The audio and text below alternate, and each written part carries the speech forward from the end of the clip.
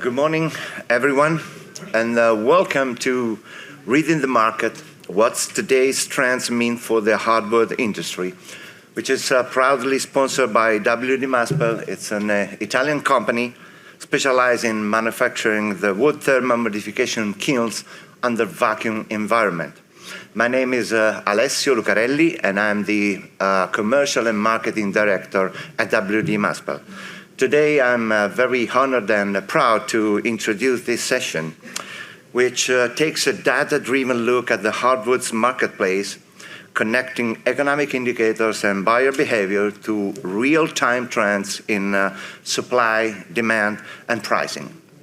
So whether you are managing inventory, planning strategy, or navigating sales, today's discussion will give you valuable insights into the forces shaping the hardwood economy and what you can do to respond effectively. So I am very pleased to introduce today's speaker, Andy Johnson, Senior Editor at Hardwood Market Report. Andy brings years of experience analyzing hardwood industry data and translating market signals into the actionable insights. He's a trusted voice on pricing trends, supply and demand shifts, and the economic drivers influencing both domestic and export markets. So we'll have time for questions towards the end of the session. As you listen, think about how today's insight could impact your own business, and don't be shy about asking how to apply this data to your operations. Finally, please remember to rate this session after we wrap up. You can scan the QR code on the slide or fill out the paper survey we'll hand out. Your feedback helps us in continuing to deliver valuable and relevant programming for you. And now, ladies and gentlemen, let's get started. Thanks. Thank you. My pleasure. Well, good morning. I'm here because I heard that there was going to be some expert speaking on hardwood market conditions, and I was really excited until I realized that that was, I guess, going to be me. I suppose one of the benefits of having a head full of gray hair is you all of a sudden are regarded as an expert, regardless of what you might know. Those who have suffered through my talks in the past, and I use the word suffered as a pretty accurate descriptor, know that I often present a lot of information in a short period of time. So I think this presentation will be available, I think, either through NHLA or you can contact me with my contact information that'll be on there later. And I also tend to, for lack of a better term, preach a little bit about our need for promotion. I forgot my soapbox today, so I'm going to try to step back a little bit from the preaching, at least till the end. In the next 30 minutes, what I hope to do is cover four basic areas. One, I want to look at the performance of the U.S. economy, in particular from a hardwood perspective. I also want to look at trends in hardwood production, consumption, exports, and pricing, which we're almost always asked to talk about. And I want to talk about current market conditions as they're perceived by the industry in terms of sentiment and demand. And then lastly, look at some of the factors that we think are going to shape future demand for hardwood lumber. So I'm going to start with just a broad overview of the U.S. economy, and then I'll kind of hone in on some of the areas that specifically drive hardwood demand. First of all, and a lot of this information is familiar to you, but just to go over it quickly, U.S. GDP contracted by 0.5% in the first quarter of this year. And I think there's three specific reasons that happened. First of all, importers were stocking up on finished goods in anticipation of the Trump tariffs, which they rightfully were expecting. And imports subtract from GDP, so that actually was a net drag on GDP growth. Consumer spending also slowed way down after a very, very strong result in the fourth quarter of last year. We saw consumer spending at only about 0.5% in the first quarter of this year. And then the last thing was government spending contributed less to GDP growth than it had been for several years, which in my view, and from where I come from, is actually a positive thing. Second quarter results were kind of interesting in that we expected a rebound, and we did have a 3% rebound in the second quarter when they initially estimated the results, and that's since been revised up to 3.8%. So we had an almost 4% GDP growth rate in the second quarter. But even with that, most of the forecasts I read from economists expect full-year GDP growth to be between 1.5% and 2%. So not a great performance. Again, we know that inflation hit a 40-year high in 2022, and that has gradually eased over the last 2 years. And of course, the hope has been that we would see it return back to about a 2% level or less, which is what the Federal Reserve is hoping to see. We did get down to about 2.3% annualized inflation in April. But it's since ticked back up, and the last reading from August was back up to 2.9%. So we've seen it actually tick back up recently. And thanks to high cumulative inflation in the last 4 years, the average household's expenses in the United States were $1,300 more per month. So on an annualized basis, that's like over $12,000 or $13,000 per year. The average household is spending for its regular everyday expenses in 2024 compared to 2020.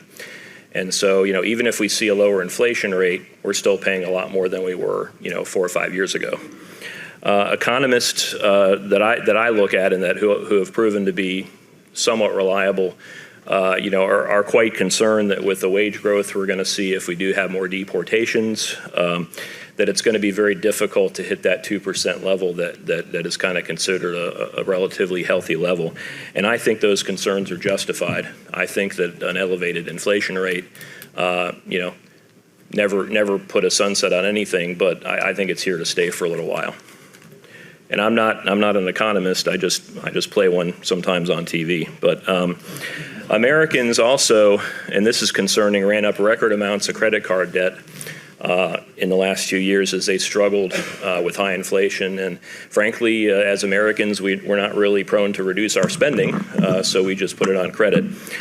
So we saw consumer credit soar to $1.3 trillion late last year, which was 40% higher than just 4 years earlier. The average American household has about $9,800 in credit card debt right now. And that's, not good news for two reasons. Obviously, consumer debt usually is at a high interest rate, and so that's not good. But secondly, the more debt that consumers have, the less money they have to spend on, upgrades and luxury goods, and many of the things that we produce kind of fall into that category. So this is not really a good trend, but at least it is plateaued and seems to be leveling out.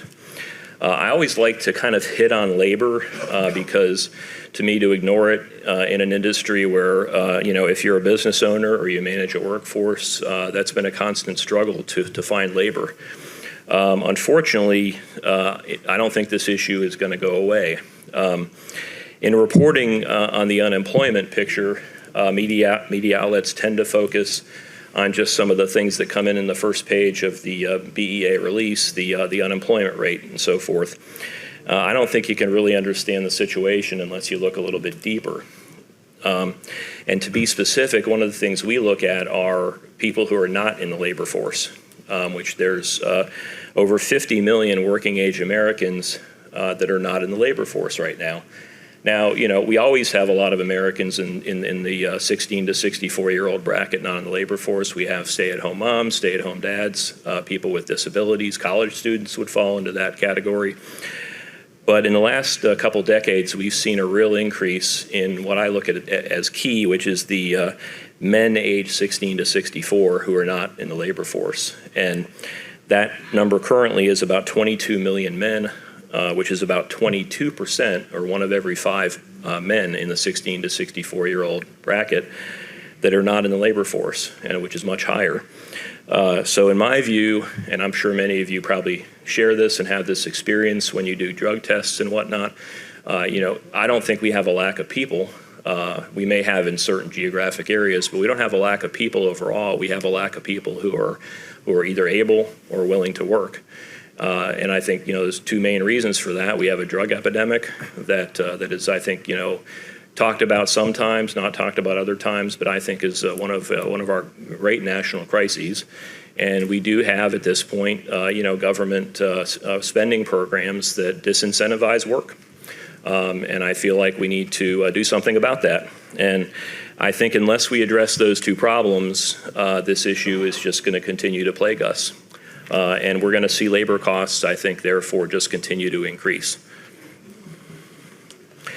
Now I want to look at some of the sectors that drive domestic demand for wood products, and here I'm talking about new home construction, residential remodeling, and one thing that's often overlooked, which is non-residential construction.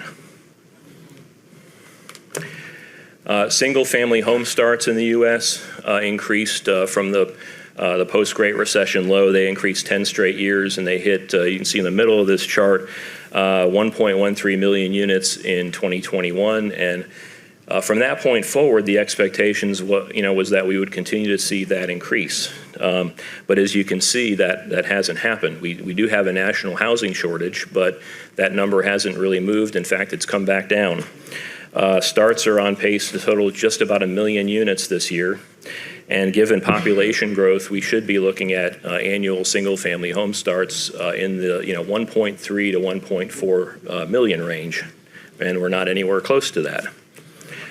We also keep a close eye on existing home sales for the simple reason that remodeling activity creates a lot of business for cabinets and flooring and other wood products right before a house is sold or right after it's purchased. And unfortunately, what we've seen is sales decline by about 1 million units in 2022. And another 1 million units in 2023, and have basically been stagnant since. We've not seen existing home sales this low since the mid-1990s. And of course, it's no mystery what happened.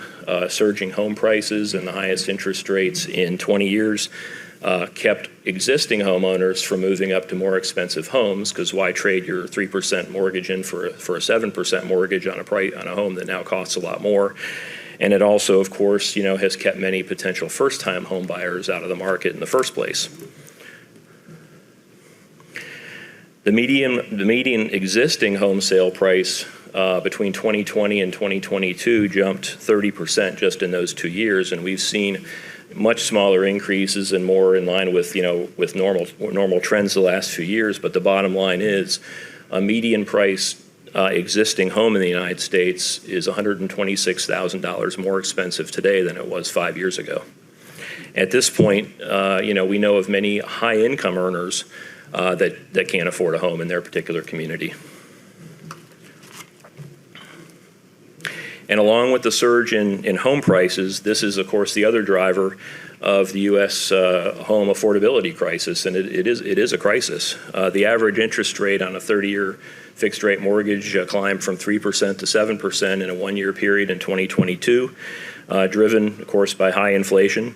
Rates are not that high from a historic perspective, and I'm old, but I'm not old enough to remember this. But folks that are older than me talk about, well, the interest rates were 18% in 1979. Well, yeah, but your house cost $15,000. So how big of a deal was it? Well, when your house costs $500,000 and your interest rate doubles, that's impactful.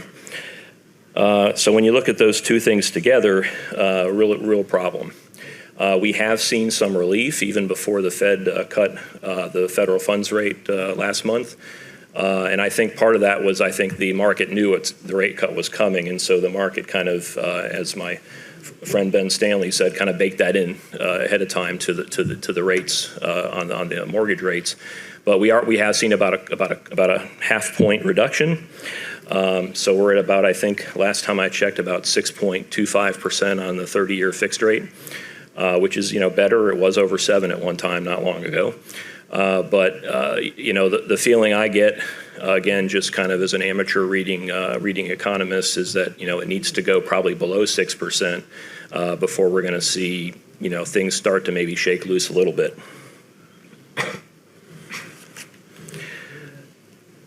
Before I get off this topic, this slide I like to show because it illustrates, it's a little crowded, but it illustrates with the red line what happened in the 4 years ending in 2022, which was we saw with the combined effect of higher home prices and higher interest rates, the principal and interest payment on a medium price U.S. new home doubled from about $1,100 per month to at one point over $2,300 per month. And, interest rates have stayed about the same and home prices have stabilized, but that doesn't mean the pain isn't still here. That principal and interest payment is still about double what it was 5 years ago. The Fed is, almost, widely expected. I think the percentages I hear is that, about 89% of people expect a rate cut again in October. And about, I think it's 75 or 80% expect another rate cut in December, probably a quarter point each. And so rates should probably continue to fall. They're not obviously cutting the interest rate, the mortgage rate itself, but they tend to respond.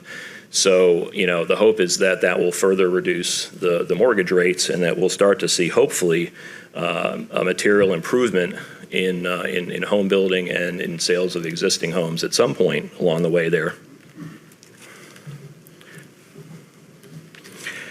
The last thing I want to talk about, or not the last thing, but is repair and remodeling is a very important part of our industry and is often kind of underestimated in its impact.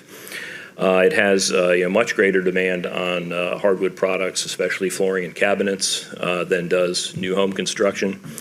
And importantly, a high percentage of remodeling projects are not financed, but they're paid for with savings or cash. So it's a market that's less susceptible to higher interest rates than is new home construction. And that's one of the reasons that we saw homeowner spending on repair and remodeling hit a record $371 billion last year. It's down a little bit this year, but it's still in record high territory. And some of the decrease actually has to do with reduced prices for some of the commodities that go into doing that construction. So actual activity, we believe, is actually either flat to up a little bit. Our parent company puts out something called the Fast Markets Repair and Remodeling Index, which we feel is very useful, and it specifically gauges demand for wood products resulting from remodeling activity.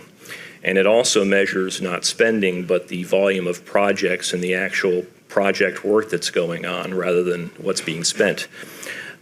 So it's, I think, a better index than some of the other ones you can look at in terms of where we are with remodeling and where we're going.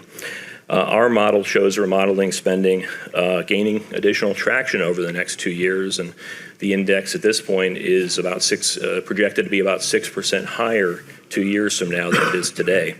So we remain pretty bullish on remodeling activity. We don't think that that's played itself out yet. We think there's a lot more to do, and that's good news for our industry, and an industry that we really need some good news. Non-residential construction is something that is sometimes difficult to quantify and is often overlooked. Some of the companies, honestly, especially in the millwork sector that I talked to today, oftentimes it's like talking to somebody who seems disconnected from the general population in our industry, because in many cases they're doing quite well. There's actually quite a bit of opportunity in the non-residential sector, and what we're talking about here is restaurants, hotels, commercial buildings, offices, schools. Some of those sectors are not doing well, but when you take them collectively, spending is hit an all-time high of about $750 billion last year in that area. Now, some of that has nothing to do with interior building and upfittings and things, but a lot of it does. So I look at this sector as something that I know for myself, I want to pay a little bit closer attention to and try to hone in and see how we can measure, well, what's happening there with wood products. But just to say that there's a lot of activity there and a good bit of wood products demand, and we're looking at really high levels of spending. Now I want to just turn in the presentation and talk a little bit about hardwood lumber production and consumption, which we measure every month in the HMR. This slide shows monthly trends, in eastern U.S. hardwood lumber production from 2022 through the present time. And as you can see, production plunged in late 2022 and has steadily contracted since. Last year in 2024, it fell to the lowest level in the 65 years HMR has been tracking production, which we started, or I didn't start, but was started in 1960. This year through July, production is down another 16%. So unless we have a really big rally at the end of the year, we're going to also be at another record low and considerably lower than last year's record low. This shows the long-term picture, and as you can see, production last year was much lower. It's actually 61% lower than when production peaked at 12.6 billion board feet in 1999. Obviously what's happened, and I don't necessarily need to tell most of the people in this room, but the wood furniture industry migrated largely offshore. We experienced attrition in other sectors. We saw the trend to painted finishes, which hurt hardwood demand, and we've seen pine, non-solid wood and non-wood products gain market share at our expense in several of the sectors. So, the last 25 years have obviously not been kind to our industry. Supply follows demand, and so, of course, here is the demand side, or the consumption side, as we say, of the equation. And here you can see how much domestic consumption of grade lumber has fallen from the 1999 peak, and the percentage declines are staggering, and I even hesitate to mention them, but I will. Since 1999, consumption by the flooring industry, which we define as residential, truck, trailer, and sports flooring, we put all together into one. The percentage decline for that has been 57%, which sounds terrible, but it's actually good compared to molding and millwork, which is down 75%. Consumption in the cabinet sector is down 79%. And most depressingly, consumption in the the furniture industry is down 91% since 1999. Situation's not as dire in the industrial side, but it's not good either. And really, the railroad tie and the board, road, mat, timber sectors haven't changed a whole lot. It's the pallet industry that's the real trouble spot. Not long ago, I can remember not long ago at all, hardwoods had 65 to 70% of the wood pallet market. And we now have in Fast Markets a whole team that's looking at and reporting on the pallet industry. And according to their estimates, hardwood is now less than 20% of consumption by the wood pallet industry. So we're down from 2/3 to 20%. Of course, we know what's happened. Heat-treated softwood pallets have become a much more favored, and we've seen obviously increased pallet recycling, which is a good thing, but it has hurt consumption of hardwood raw material in what is still our biggest single market. And I just want to pivot now and look at trends in exports, and the importance of exports cannot be overstated to our industry. During the last several years, 40 to 45% of all grade lumber produced in the United States, hardwood grade lumber that is, has been exported. Unfortunately, exports have taken it on the chin this year. Through July, which is the last month that we have statistics for, U.S. exports of hardwood lumber are down 11%. Among all the reasons for this, two stand out, and I think it's, again, no mystery, so I'll state probably the obvious. The first reason is the Trump tariffs. As much as we may support some of the policies that are being implemented, and some of us may not, but the tariffs have been highly disruptive. There were the threat of tariffs, because many of them have not actually been put in place. But of course, the threat of tariffs and then the threat of retaliatory tariffs, tremendously disruptive to the market, as many of you have direct experience with. And then secondly, the economies of many of the key markets we ship to are not performing well. It's always interesting to see, China projecting, a 5% GDP growth rate, and then that's their expectation. And of course, they report it, and then they say, yeah, we're performing at that level. Well, China's probably in recession, overall, and certainly their housing industry is in a big slump.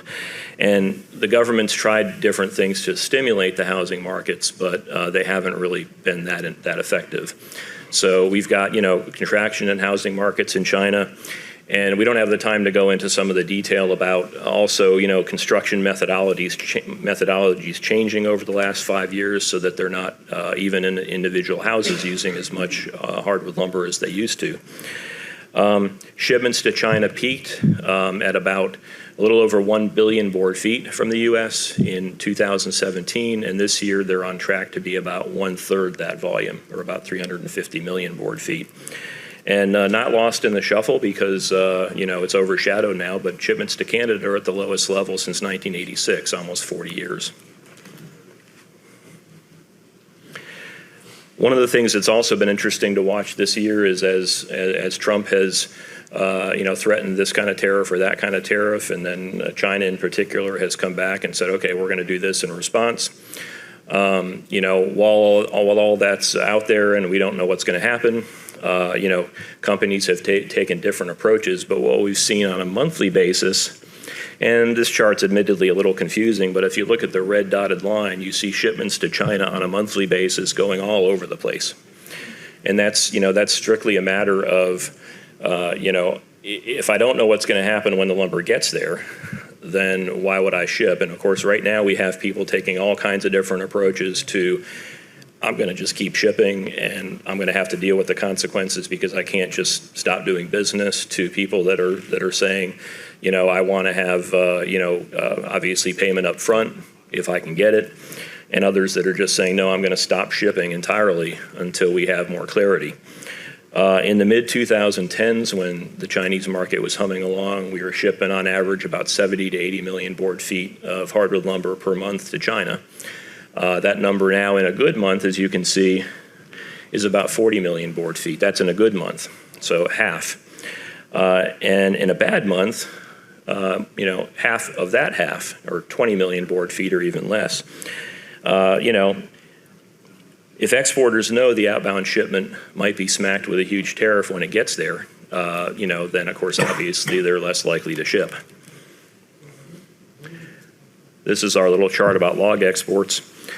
Obviously, not long ago, industry conversations, like a year ago, for example, at this convention, were very, very heavily focused on the fact that we were exporting so many logs, not anywhere near record volumes of logs, but certainly record volumes of high-value logs, and certain species in particular, like walnut and white oak, and how we were basically reaching what many felt was a crisis mode. Now that's a little bit overshadowed now by just the fact that China earlier this year banned all U.S. log imports, and which changed things a little bit.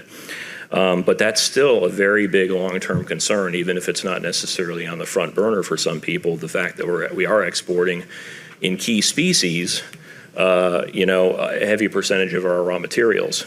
If you look at all our overall forest resources, when you look at red oak and other things, we could have a vibrant industry here and export a lot more logs than we're exporting, theoretically. But when you look at some of the species like walnut and white oak, that's not true. We're exporting, a critical mass of our logs even now. Now, a lot of them are going to Vietnam now instead of China, because we have seen a very rapid switch. A lot of sawmill capacity was being built in Vietnam even before this happened, for various reasons, including costs. And it's been amazing how almost overnight more capacity has been built in Vietnam to saw logs into lumber and to other things. So what we've seen this year is a 13% overall decline in hardwood log exports from the U.S., driven entirely by a 72% drop in shipments to China. Shipments to Vietnam have increased fourfold, obviously mainly for the Chinese reason, but it's not been enough to fully offset the decline. Now to the elephant in the room, tariffs. Mike, correct me if I'm wrong, Mike Snow, but as of today, I think this hasn't changed from a couple weeks ago when we talked about this. U.S. hardwood lumber exports are subject, I believe, to a 10% tariff into China. and no tariffs into the EU, Canada, Mexico, and Vietnam. Except for cherry. Except for cherry, yeah. And I think the only thing that happens if we don't finalize that framework with the EU is we see cherry go maybe higher, I think. Well, there could be up to a maximum of 15%. Yeah, okay, so I mean, we could see some impacts there, but the real kicker is if something doesn't happen with China on November 11th, we'll be subject to 125% tariff on all lumber, I believe, going into China. So that's the real concern. Now, U.S. importers have been holding their breaths, and of course this affects exporters as well, have been holding their breaths about the outcome of the Section 232 investigation as to whether wood products imports represent a national security threat to the United States. And how things have changed in terms of how we get our news. In a Truth Social post last week, we basically found out what some of that outcome is going to be, which was good news for some and really bad news for others. But if I understand it, and of course, anytime you're talking about these tariff things, there might have been something that changed 5 minutes ago that we don't have a handle on right now. So forgive me if I'm wrong, but my understanding is starting on October 14th, we're going to have 14% additional tariffs, I should say, on softwood lumber imports, and then 25% on upholstered furniture and on cabinets and cabinet components. And some of those are set to escalate to 50%, I believe, at the end of the year. Hardwood lumber, to my knowledge, was not included, so that's good news. Obviously, if the tariffs stand, talking with folks in the industry, there's a little bit of excitement about, the potential for us to see a little bit more demand from the cabinet sector. The upholstered furniture sector, at the risk of sounding really negative, I mean, that's a lost cause, basically. We see almost no hardwood consumption there, and what little we see now is, many plants are planning to completely eliminate it in terms of frame stock, I should say. There still are some vibrant, solid wood furniture plants, mostly in not in the Carolinas or Virginia, but in Ohio and Indiana. If the tariffs stand, we could see some benefit. However, of course, the danger there is anytime we impose something like this, it's okay, well, how are these countries going to retaliate against us? Now whether hardwood lumber is on the radar for retaliation, nobody knows. But, our tariffs have typically not resulted in our trading partners just, standing still and not doing anything in return. So that remains to be seen what's going to happen there. There's one other dimension, and that's on August 29th, the Federal Appeals Court struck down President Trump's reciprocal country-specific tariffs that he implemented earlier this year. And, man, I try to stay on top of all these things. I don't know about you, but trying to sort out, you got your country-specific, you got your Section 232, you got all these things. I need a scorecard, and I have a hard time keeping track of it all. But at this point, the court ruled that the administration can't use the International Emergency Economic Powers Act in the way that it did. And it is being fast-tracked to the Supreme Court, and I believe in early November they're supposed to hear the arguments. Until then, those tariffs remain in place.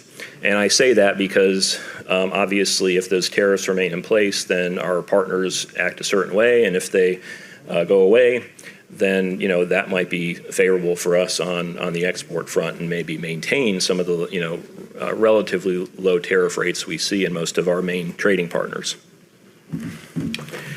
The EU deforest regulation was set to take effect on December 30th for larger companies in the EU and on June 30th of next year for the small and medium-sized companies.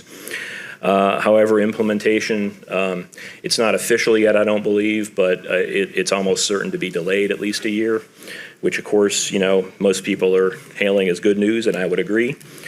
I'm not going to say a whole lot about this because AHEC will be talking quite a bit about this at 1 o'clock in their presentation, and I would encourage you to attend that. It's always a very, very good presentation. AHEC's been on top of this issue. And yes, we're cheerleaders for AHEC because they do great work. And they're working. I'm actually really encouraged to hear some of the things they're doing to actually leverage what could be a crisis with the EUDR into something that could be quite positive for the industry in terms of retaining not just a foothold in Europe, but also possibly giving us more opportunities in other markets. But I won't steal Mike's thunder and his group's thunder. They've been doing great work on this. The other reason I'm not going to say very much is just going to point you to the HMR Executive for October, which just was released today. If you're a subscriber, it's in your, I think it's probably in your inbox by now. That was produced by Ben Stanley, who's over here, and is our newest member of our HMR editorial team. Fantastic journalist who wrote a very good deep dive into EUDR, even though, and he had to pivot because we found out when he was in the middle of writing this that the delay came about. But he's handled it very well and tried to explain, some of the nuances, talked to quite a few people, and it's just a great article. And of course, if you don't subscribe, well, then of course you should subscribe. So that's all I'll say about that. Just turning attention briefly, I was asked to talk about pricing, and I thought rather than go in and list a whole bunch of charts about what this price and that price is doing, I would just make a couple comments and then just kind of show you an index that gives you the big picture. I've been reporting on hardwood lumber pricing for about 25, 27 years, and I feel like I've seen almost every trend imaginable. But I've never seen price fluctuations like what we've seen in the last 5 years. HMR started in 1922, and in the first 98 years, 98 years, of the business, had never printed a triple-digit price change in a single week. And I remember David Judd and I wrestling with that the first time. We actually, in the way we print pricing, we didn't have the space to show a three-digit, price increase or decrease. We actually had to make some changes in our printing process. But it became, we've got to do this because that's what's happening. So we had 3 years there where we had, the supply chain disruptions, the, supply over-responding, under-responding, et cetera.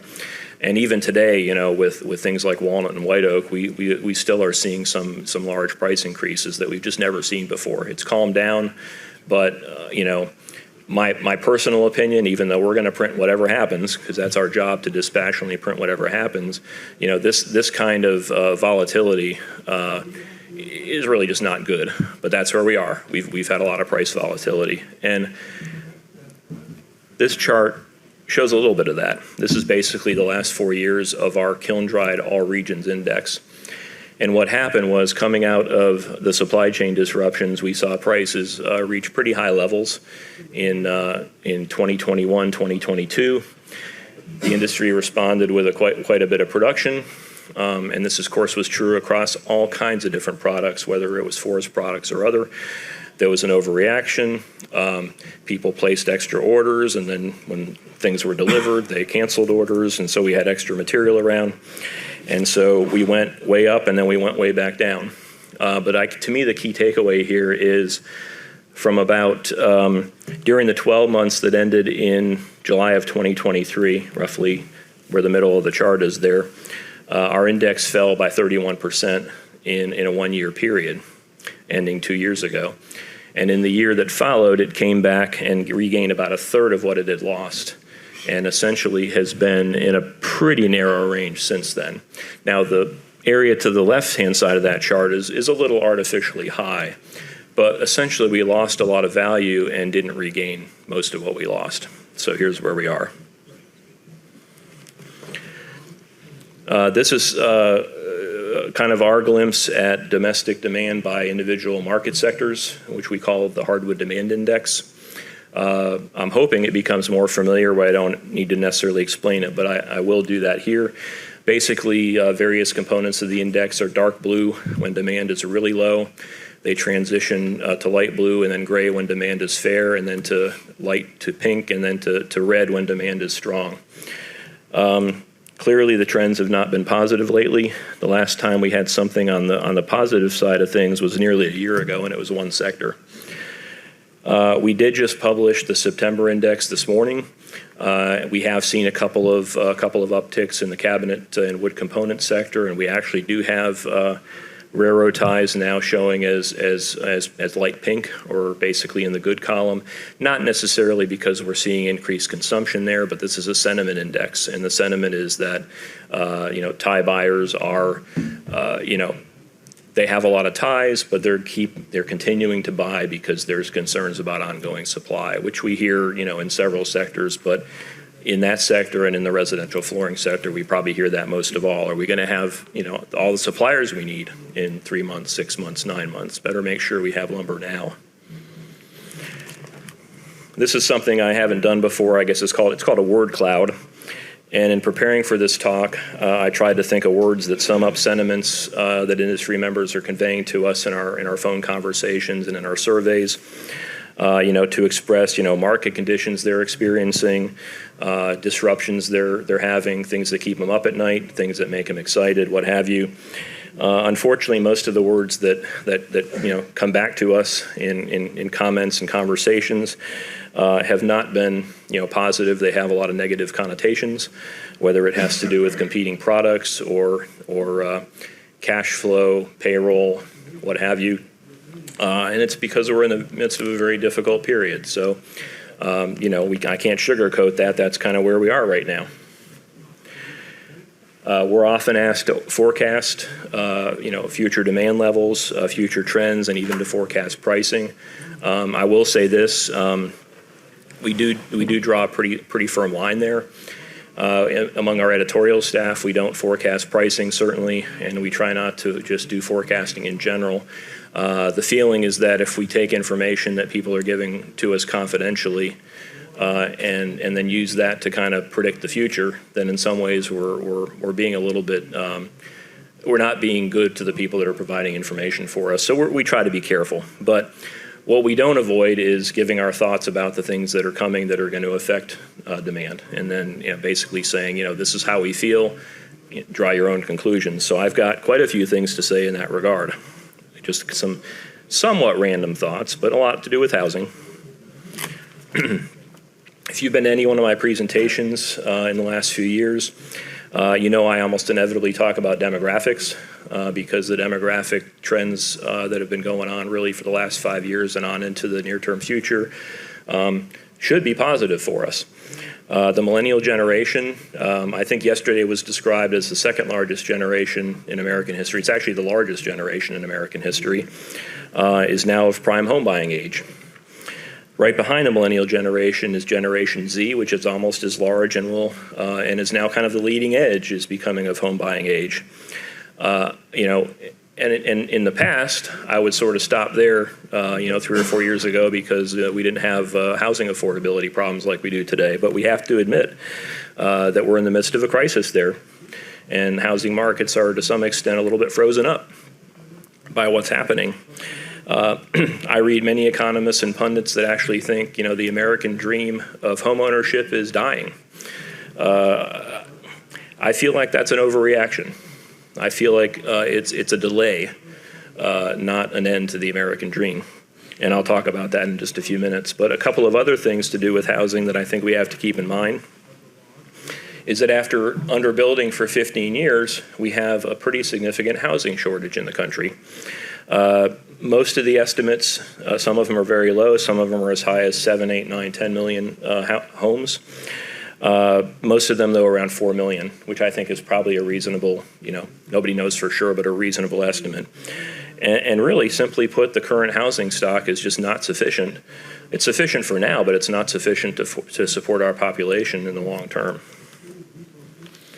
And the other thing, not only do we have a housing shortage, but this slide shows that the age of existing homes is skewing older. Yes, remodeling has been robust for the last several years, but we still have millions of older homes in the U.S. that either haven't been remodeled in decades or they've never been remodeled and are in disrepair, and there's lots of things that have to be done. It stands to reason in my mind that home remodeling will further expand in the years ahead.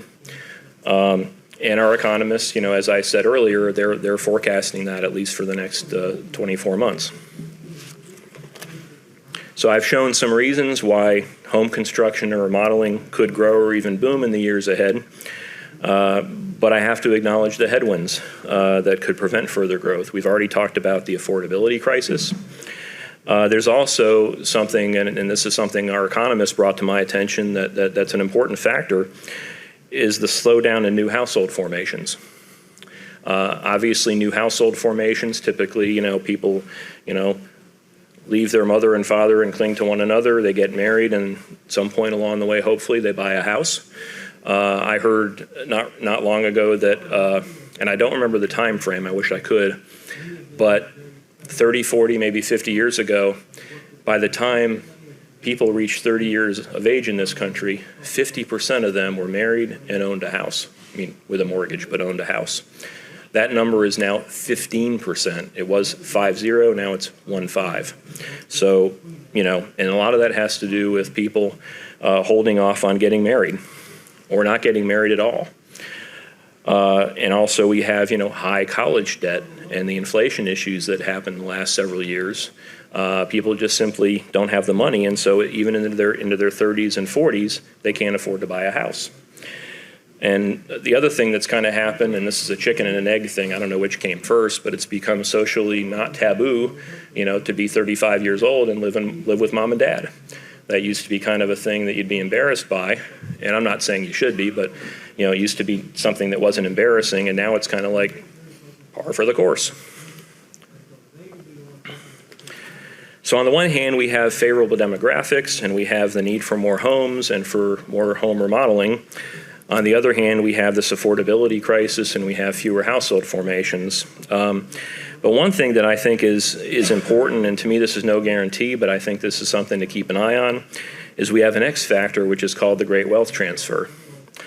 Within the next 25 years, and this is just in the United States, an estimated $125 trillion, that's trillion with a T, dollars, in assets will be passed to the millennial generation, Generation X, and Generation Z. And that's not simply when, the baby boomers and others die, although obviously that's when a lot of assets get passed. It's being progressively passed down or moved over little by little in some cases. In order to avoid tax situations, I'm going to pass on a little bit this year and a little bit next year and so on. And of course, it's not evenly distributed. Just like wealth in this country is not evenly distributed, it doesn't mean that every 35-year-old who couldn't afford to buy a house is suddenly going to receive a cash injection, but a whole lot of them will, or will receive assets of some kinds that they can use to then leverage to perhaps afford a home. So this phenomenon, I've read quite a bit about, it's expected to significantly reshape the economy. It's not necessarily the way we would want to see home ownership made possible. We'd hope to see it in a healthier way. But as this happens, a lot of people, a lot of economists, a lot of experts, and of course I say economists, I almost want to laugh a little bit because, economists are often wrong, and then you go back and, kind of revise their forecast, and then they look right and that kind of thing. But it does appear that common sense says that a great many Americans who couldn't afford a home in that quote-unquote prime home buying age will just see it delayed, and will hopefully be in a position to buy throughout this time as some of those assets begin to be transferred to different generations. When I'm asked to speak, and I'm moving towards wrapping up now, when I'm asked to speak these days, I'm often asked to include something positive to bolster spirits, because obviously our industry's struggling. I always find this awkward because I certainly don't want to be a downer, which is hard when there's tough news. But I also don't want to mislead and paint a rosy picture when there's not one. But I will say this, in really thinking about our prospects internationally, I do believe there's reason for hope and optimism. And this is my own opinion. I don't necessarily know if AHEC feels exactly the same way or others, but the global middle class is a little over 4 billion people right now. And what I read demographically is that it's going to be between 5.5 and 5.7 billion people in 10 years. Middle class. We can get into what middle class means, but essentially there's going to be more people that can afford to buy things, and can afford to buy furniture, and are going to be able to afford to buy homes in other countries and whatnot. That should push demand for wood flooring, wood furniture, wood cabinets, and all kinds of other wood products to a much higher level than today. And at the same time, and I guess, maybe I've drank the Kool-Aid talking to David Venables and talking to Rupert and talking to Mike. We're facing increasing scrutiny in the world, wood products, UDR being, of course, obviously the biggest example. And, you first see that and you're like, oh my gosh, that's ridiculous and impossible and all the other adjectives we can use. But I think that the positive of that is that, if we do things right, we stack up in a way that our competitors internationally don't. It requires a lot of work, which, is a lot of it's being done.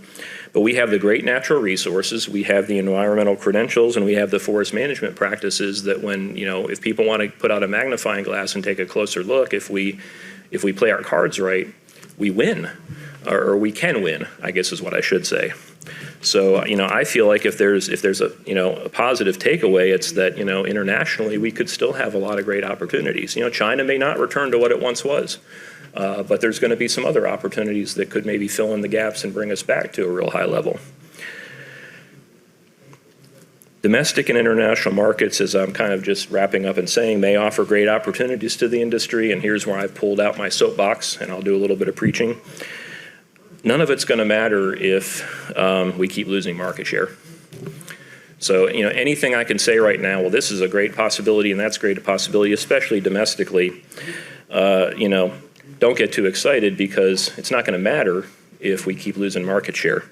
This slide illustrates pretty well, especially the last 10 years, how much market share we've lost with, home completions until just recently rising, and hardwood consumption domestically still falling.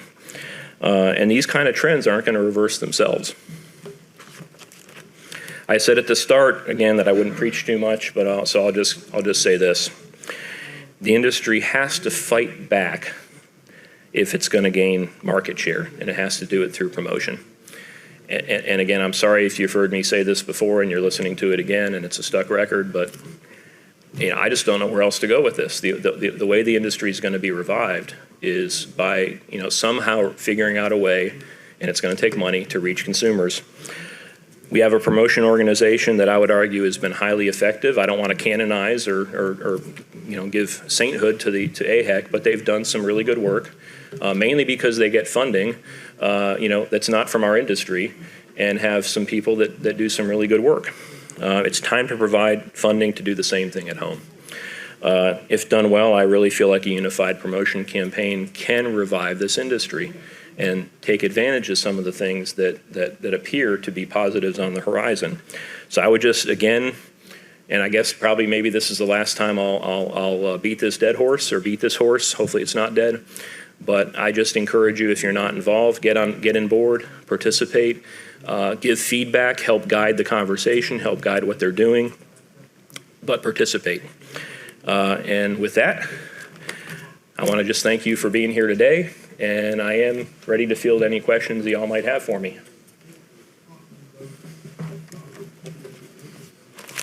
And with production being down like it is, and the railroads have to buy a certain amount of ties to make their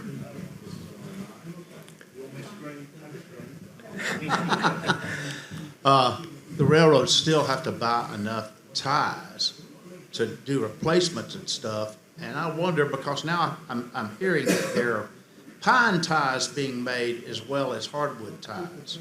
Where do you see that going? I don't see it gaining a lot of market share. Yeah, I mean, they are being used here and there, but it's happened in the past where we've seen a slight uptick in pine, tie usage. In some cases, it's actually because for a while they couldn't get enough hardwood ties. So I don't perceive it as a big threat, but I do think it's, I can't stand up here and say when I've looked at what's happened in all these other sectors, oh, don't worry about it. Obviously, we need to keep an eye on it. So far, I haven't, talking with the tie people themselves, the treaters themselves, they don't seem to look at it as a big threat. But I think we need to keep an eye on it. because we've proven to be vulnerable in all these other places, and we don't need to lose market share there too.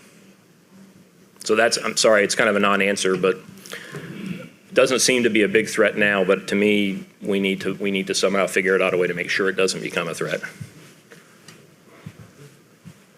Sir. What are your reflections on the presentation the economist gave yesterday morning?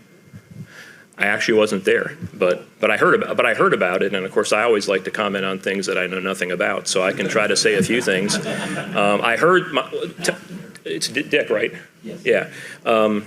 I mean, what I heard was that the outlook for the next year or two was pretty bullish, at least in terms of economic growth, and that again, if I heard right, if you're going to invest, you're going to buy a house, do it in this time frame, because then interest rates then might go higher. I think I heard. I don't know if that's specifically what you want me to address, but I mean, they seem to be so, as you say, bullish on all the factors that they covered, and I said, well, I hope that's the case, because what I see that's really going on out there on a day-to-day basis, being involved in our businesses, doesn't match up with that too well. So yeah, it's hard to predict the future and know where it's going, but as I said, I hope that his predictions come true, because it would be a lot better for us. well, I mean, I think the housing situation, as always, is very localized, whether it's new. I live in a community outside of Memphis that, frankly, because of crime, people have been fleeing to, and Ford is building a big plant not that far from us to make electric trucks if all goes well. And so my community has been growing like crazy. But that's pretty much stopped recently, which has kind of surprised me. And yet I hear in some of the coastal areas, that they can't build houses fast enough. But when I look at the overall numbers, I don't know, if interest rates go down, to 5.5%, let's say, could that spur a lot of activity? I don't know. I hope so. And I also hope that, we're hearing that, as I said earlier, a lot of remodeling is done with money that's not financed, which when I originally heard that, I always thought, well, you take out a home equity loan and you do your remodeling. But I've since seen a lot of different things that say it's actually a lot of it's cash. And there is a lot of cash available. So I am optimistic about that. I think one of the things they said was that, is that because inflation is ticking back up and is probably going to be a problem for a while, that, anything the Fed does is going to have to be limited. And then eventually they may have to go back up. And of course, if that happens, we know that it's not a direct correlation with mortgage rates, but it is a correlation. So it seemed to me when I heard that made sense. Do it now if it gets to, a certain level, 5.5% or whatever, or obviously invest in machinery and do the things you have to do as a business, because it might go back up again. With inflation, that makes perfect sense, that the window might be short.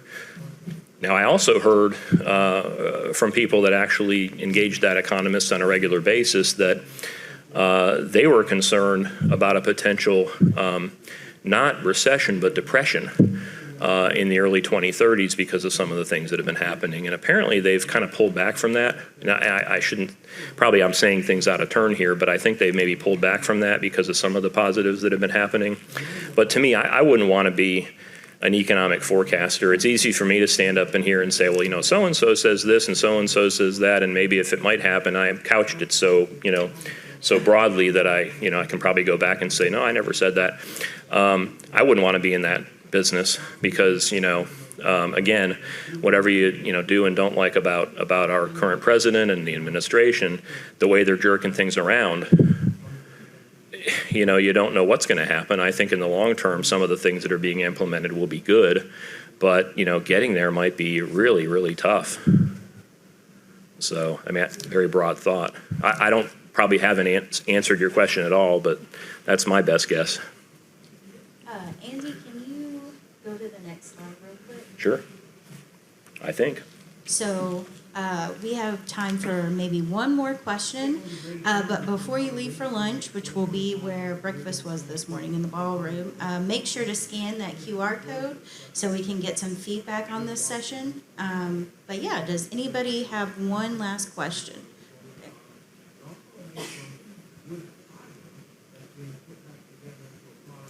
Is that you, Joe? I was just gonna ask, with production this low, do you see any shortages coming? Sadly, I would say probably not broadly. Specific items, perhaps, but not broadly. Now,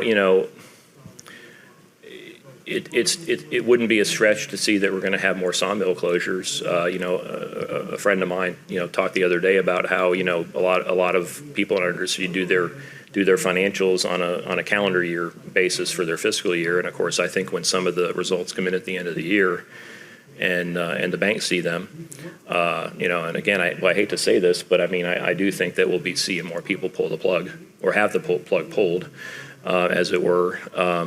And so we'll see more attrition. So I do think that the potential next year is that we could start to see more shortages, yes. I think we have a question in the back. Yeah, this is more of a comment to your demographics slides and different things. So a couple of things. When you're talking about the millennials and Gen Zers, you might be right. And the fact that it is a delayed housing purchasers. However, they have a whole different philosophy with the way life is, and a lot of us Gen Xers and older folks, sometimes we live to work, they work to live, and that's reflected in your employment numbers as well. They may work for a while, and then they're spending their money on other things. The other thing that I like to say is the marketing aspect, and I hope this continues with this industry, is that this is a reflection on the millennials and Gen Zers too. The more positives that you can get out there, that it's a sustainable market, and unfortunately, be on TikTok, Instagram, Facebook, Snapchat, all the things that they are looking at, because again, they have a different philosophy when it comes to life in general. And that's not a slam against this industry. It's just a major shift that this industry is going to have to do over the next few years in order to sustain itself. And then that also reflects into what's happening generally is with the closures of sawmills and stuff like that. What I've seen is the ownership of these sawmills, unfortunately, are not being passed down to kids for a variety of different reasons to their children. And so you're seeing that attrition, because if they can sell out and maybe still run that mill, but not have the overhead and the stress and the worries of that, I feel like that's what I'm seeing happen along with the employment issue that's going on, and it's just a big headache, along with all of the downturn in the market. So, there's a lot of different things, but I have a feeling if we're able to shift and pivot as an industry in general, I think we can come out ahead. So that's just my comment. I really agree with a couple of things, with almost everything you said, but a couple of things I just want to, comment on too, which is that it is true that the younger generations have different priorities. One of the things, though, that I have been heartened to see is that, surveys are surveys, trust them, not trust them, what have you. Most of the surveys about homeownership still shows that it's still an aspiration for these generations. And so I don't think that's going to go away. Now, some of that could be more, apartments and condos, and that's absolutely true. But I still think, single family housing, which is where we have the biggest impact, and then remodeling, a lot of them want to move into older places. They're very big on that, older places that need to be fixed up. And remodeling is a bigger bang for the buck than what we have. And what you said about social media, I think, is an area that we have to tap into as an industry, whether it's, collectively using some promotion money we generate or with just a grassroots effort. There's been several grassroots efforts independent of Real American Hardwood, where people have, put a little bit of money into something or are trying to generate it. With social media, we can do a lot with a little bit of money, but we have to have. It's not going to be me, an old gray hair, who doesn't exactly know what the 30-year-old values. We need to get some of those 30-year-olds on board to help us, to help us understand and to communicate in ways that they're going to matter, because not to oversimplify, but these folks are experiential folks. They want, they value experiences. Well, we can give them a great experience with our product because our product is warm and inviting and all the things that we know it is. So, you're absolutely right. If we just try to take the approach that we've taken with marketing and just apply it over this new medium, it's not gonna work. We have to speak the language of the people we're trying to reach. One more question. It's really a comment. It's really a comment. When you look at trends, we're in our organization trying to find out where do we go next? What's going to happen? And we've been plagued by the primed, finger jointed, edge glued, MDF, cheap radiata pine coming out of South America, and it's turning. We've noticed in the last 6 months, we attend a lot of high-end shows for architects and designers. We were just in Vancouver last week. We'll be in New York City first couple weeks in November at the BDNY show. And these are the top designers and what they're looking for the future. White is out. We're finding that white is out, and they're going back to the red oaks, and of course white oak's been hot for 3, 4, 5 years, but they want the natural look, the warmth, and also thermally modified is the big buzzword in all of those. So that's where we see the trends going. It's a positive note for the hardwood industry. That's really good to hear, because we've been hearing little bits and pieces about, especially white starting to, what we've typically heard when we've surveyed, especially cabinet manufacturers and millwork manufacturers, where you see the biggest, impact of that. We've seen like modest percentage declines in how much is being painted that have not been necessarily, sea change situations yet, but then we're hearing about that. And we're hearing about, about oak, and not just white oak, red oak, which we something has to, or, needs to happen for our industry to be healthy. So it's great to hear. I want to talk more with you about that, because that's really great to hear, because that's on the ground. Those are the people that are telling the consumers what they should buy, which is really the people that we have to have on our side. Okay, thank you, everybody. AHEC will be doing their presentation on the EUDR in the same room at 1, and enjoy lunch. Thank you. And thank you, Andy.